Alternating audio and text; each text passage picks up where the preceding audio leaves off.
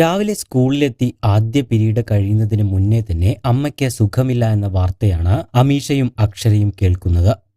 രാവിലെ തങ്ങളെ ഒരുക്കി ഭക്ഷണമെല്ലാം പാത്രങ്ങളിലാക്കി ബാഗിൽ വെച്ച് തന്ന അമ്മയ്ക്ക് പെട്ടെന്ന് എന്താണ് സംഭവിച്ചത് എന്ന പരിഭ്രാന്തിയായിരുന്നു ആ കുഞ്ഞുങ്ങളുടെ മുഖത്ത്. അമ്മയ്ക്ക് അപകടം പറ്റിയെന്ന വിവരമറിഞ്ഞ് സ്കൂളിലെ അധ്യാപകരോടൊപ്പമാണ് രണ്ടുപേരും വീട്ടിലേക്ക് മടങ്ങുന്നത്. എന്നാൽ വീടിന് മുന്നിലെത്തിയപ്പോൾ വലിയ ഒരു ജനക്കൂട്ടമാണ് അവർക്ക് കാണാനായത്. ഇതോടെ അപകടമണത്ത 11ാം ക്ലാസ്സുകാരി അമീഷ പൊട്ടിക്കരയുന്നുണ്ടായിരുന്നു. ചേച്ചിയുടെ കരച്ചിൽ കേട്ട് സങ്കടമടക്കാനാവാതെ അക്ഷരമോളും നിലവിളിക്കുകയായിരുന്നു. കഴിഞ്ഞ ദിവസമാണ് പാലക്കാട് മംഗലം ഡാമിന് സമീപം വണ്ടാഴിയിലെ വീട്ടിൽ കൃഷ്ണകുമാറിനെ മരണപ്പെട്ട നിലയിൽ കണ്ടെത്തുന്നത്. കോയമ്പത്തൂർ സ്വദേശിനിയായ ഭാര്യ സംഗീതയെ രാവിലെ കോയമ്പത്തൂരിലെ വീട്ടിലെത്തി കൊലപ്പെടുത്തിയ ശേഷം പാലക്കാട് തിരിച്ചെത്തി സ്വയം വെടിയുതിർത്ത് ജീവനൊടുക്കുകയായിരുന്നു. അധ്യാപികയാണ് മരണപ്പെട്ട സംഗീത.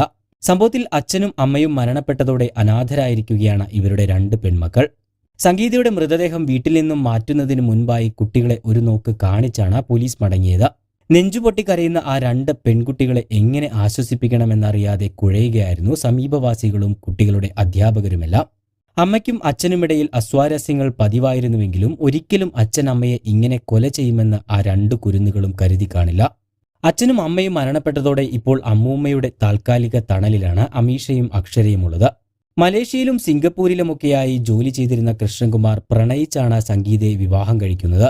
വിവാഹശേഷം കോയമ്പത്തൂർ പട്ടണംപുതൂരിലെ സുരൂരിലായിരുന്നു കൃഷ്ണകുമാറും സംഗീതയും പെൺമക്കളും താമസിച്ചു വന്നിരുന്നത്.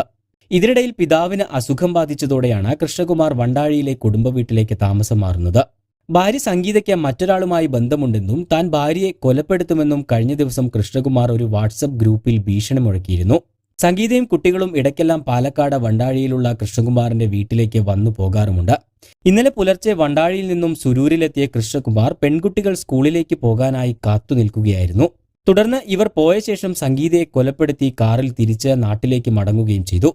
തുടർന്ന് ആത്മഹത്യ ചെയ്യാൻ പോകുകയാണെന്ന് അടുത്ത ബന്ധുവിനോട് വിളിച്ചറിയിക്കുകയും ചെയ്തിരുന്നു.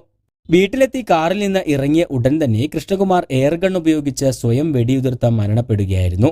വീടിന് സമീപത്ത് കാട്ടുപന്നികളുടെ ശല്യമുള്ളതിനാൽ കൃഷ്ണകുമാർ മുൻപേ തന്നെ എയർഗൺ വീട്ടിൽ വാങ്ങി സൂക്ഷിച്ചിരുന്നു. ഈ എയർഗൺ വെച്ച് തന്നെയാണ് സംഗീതയെയും കൊലപ്പെടുത്തുന്നത്. കൂടുതൽ വാർത്തകൾക്കും വിശേഷങ്ങൾക്കും ചാനൽ സബ്സ്ക്രൈബ് ചെയ്യാൻ മറക്കരുത്.